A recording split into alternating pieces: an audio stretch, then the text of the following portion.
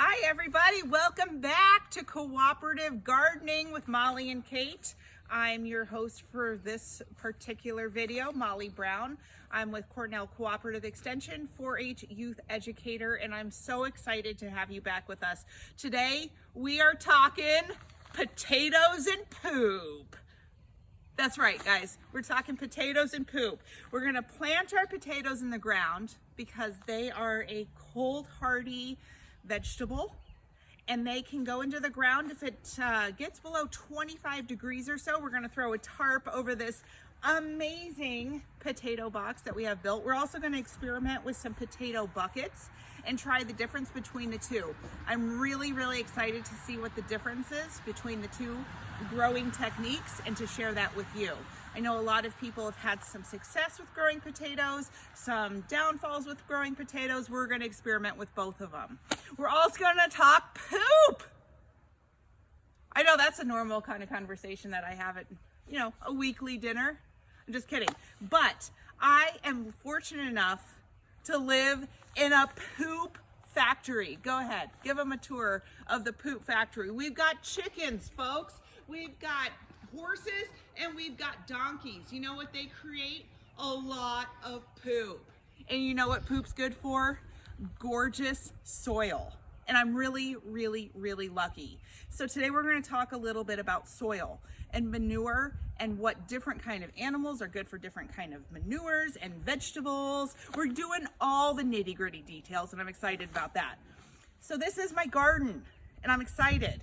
We have a huge 20 by 13 garden here, and this area here is completely full of year-old donkey and horse manure.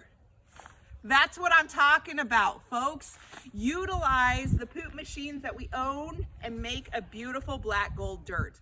This dirt here has been sitting here, and we've been maturing it and working it and loving it for a year now. So it's comprised, we've got wood chips, we've got wood ash, which helps make the soil a little less acidic, and then we have donkey and horse manure in this area here. In this area, our gorgeous, beautiful potato box, this is the blackest gold there is. This is ancient horse or cow manure. That's what I'm talking about, folks. Right here, cow manure, the black gold of gardening. Horse and cow manure are good for all flowers, all vegetables. It's just the best stuff you can put in your garden. If you know a farmer, ask a farmer. If you don't know a farmer, friend a farmer and utilize their poop. You know what I'm saying? We also have chicken poop, which I don't necessarily have in this garden because I'm just learning about how amazing chicken poop is. But we're going to start a compost area over here in the next video so you can see how that works and what composting looks like. But chicken manure is especially awesome for its nitrogen, which tomatoes love. Any of your garden veggies that are really looking for rich nitrogen, you want very aged chicken manure. That's one point I want to talk about, is making sure your manure is not hot. No hot manure. Don't stick your hand in, oh, no. It's not done yet if it's hot manure. We want to make sure your manure is nicely aged and turning it. So you can mature your manure in about a 2-week span if you're really diligent and you're quarantined and you have nothing better to do but to turn your manure over and over. Manure needs really good oxygen sources in order to mature and get really rich and deep in minerals and nutrients. If you can't, you can do what I did, which is pile a truckload of donkey poop and let it sit there for a year, and it'll naturally compost itself. But that'll be our next video. This video, I want to talk potatoes because I'm excited. My family loves potatoes. I love potatoes. Everyone loves potatoes. What can you do with them? Hash, hash browns, mash, everything. Potatoes are delicious. So here we have this area. Potatoes should be planted 12 inches apart from each other. You're gonna do the eyes up. What I ended up getting is, you can zoom in here, is some seed potatoes from our local garden center. So what you're gonna wanna do is plant them 12 inches apart 3 inches in the ground with the eyes up. The new growth that you're looking for is shooting up from the top. Plant that up.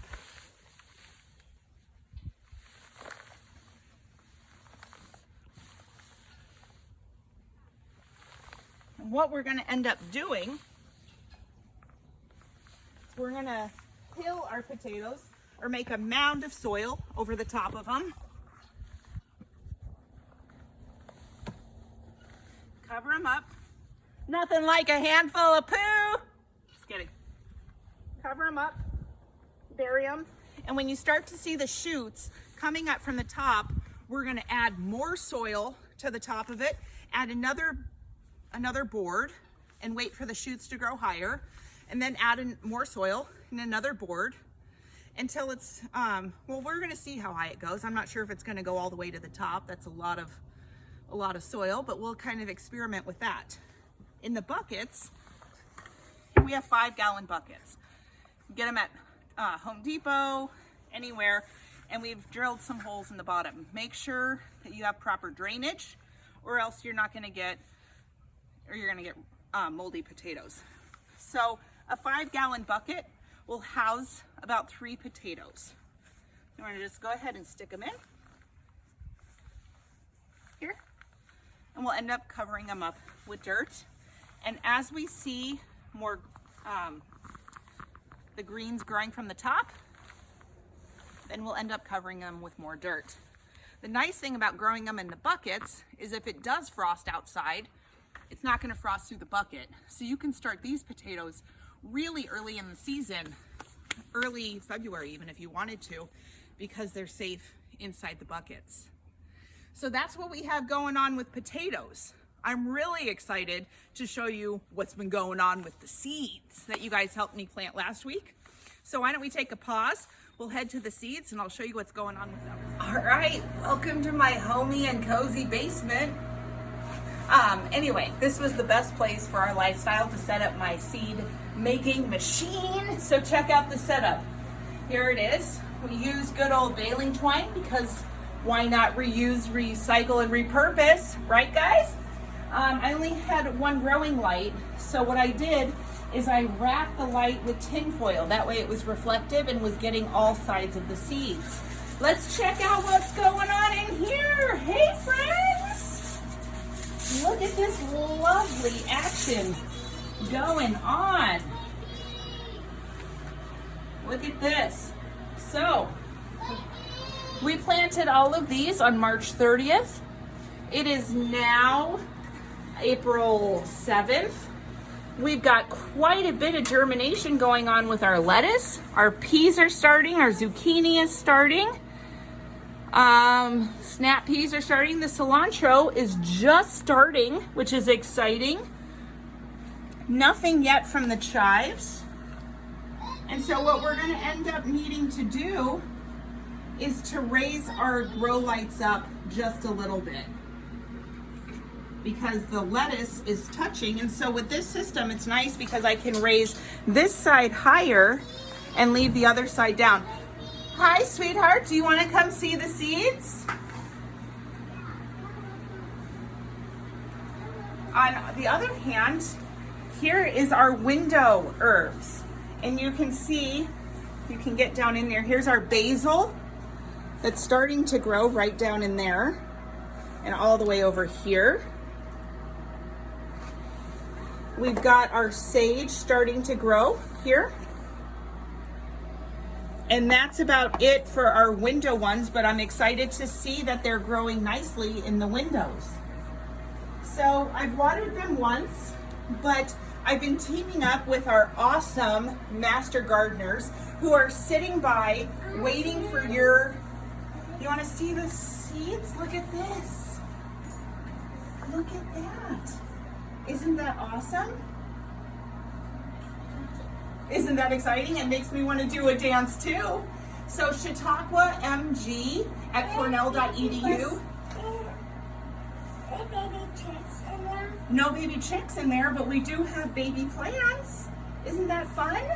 So our master gardeners at chautauquamg@cornell.edu, they are standing by. It's our master gardener helpline, And my buddy Jim has been helping me out tremendously with learning all of this awesome garden knowledge to get me here to helping everyone else out there. So I've watered them once, but I guess from what I've understood, the biggest trick to starting seeds is to not let your soil get too wet. We want to almost get it to the point that it's dry and then rehydrate is the success point for seeds. So I was really excited to learn that. So for this video, I'm going to call it good. It was so nice hanging out with you. Next week, oh, your boots? You didn't wear any boots. Next week, we're going to talk compost and onions. What's better than that?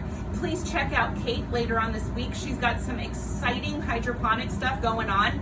And we are so excited to spend this time indoors, outdoors with you. Let us know if you have any questions. If we can't answer them, the Master Gardeners will, and we'll take good care of you and your garden. Thanks so much for Cooperative Gardening, Molly and Kate.